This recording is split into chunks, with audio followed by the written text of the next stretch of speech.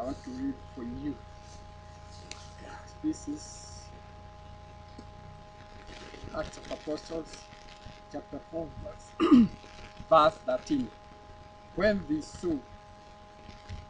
saw the courage Peter and John, when they saw the courage of Peter and John, and realized that they were unschooled, ordinary men, they were astonished, and they took note that these men had been with Jesus. That even though they tried to persecute Peter and John, even though they tried to do every form of evil against Peter and John, and all the time, the more they did it, the more courageous Peter and John they rather became, and the more they schemed evil against Peter and John, the more Peter and John preached Jesus, and the more even greater miracles, signs and wonders happened. And the Sadducees, the Pharisees, and all these people, they kept wondering, these people, they are not schooled. These people have not been to school the way we have. And they asked themselves, what is this? So they made a testimony and said, there is more than we know. It seems these people have been with Jesus. And not only that, it seems there is power in this name Jesus, because everything we have tried has failed. Everything we have schemed to, we tried to wait for them on the way so that we may destroy them, we didn't get them. We laid a trap for them, it did catch them. It seems this name Jesus has got power. And therefore that is the way with the people of God.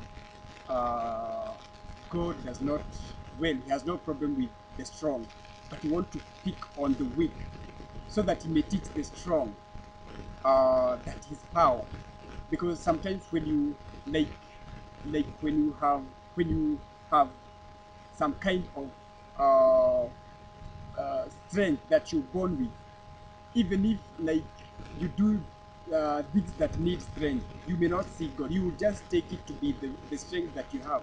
But when God appears in weaknesses and his strength, comes to be seen, that is how God is seen.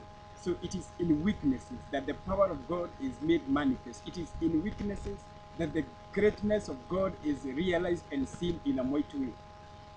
So you who is complaining that you don't have this and that, take that as an advantage. Let God use that weakness that you have to give you strength. And even though you may not be schooled or like Peter and John, that is not what you need. As in, what you need is the language of heaven. When you have the language of heaven, you can speak to animals, you can speak to lions, you can speak to presidents, you can speak to ministers, you can speak to nobody, everybody, because God is going to lift you. According to the Bible says it's going to lift you high above the nations. God is going to keep you to a level that no enemy can reach you, no devil can reach you. And God is going to make you to pass in the midst of all sorts of things, and it shall be well with you. No devil can reach that what God has appointed. But the person that is blessed of God, no devil can cast, no witch, no nothing can cast. So it is well with you. Do not be worried, do not be afraid. In your weaknesses, God is there. In your lack, God is there. Even though you may be poor, you serve a rich God. Even though you may be unwell, you serve a God who healeth. Therefore, may the Lord God bless you. It is well.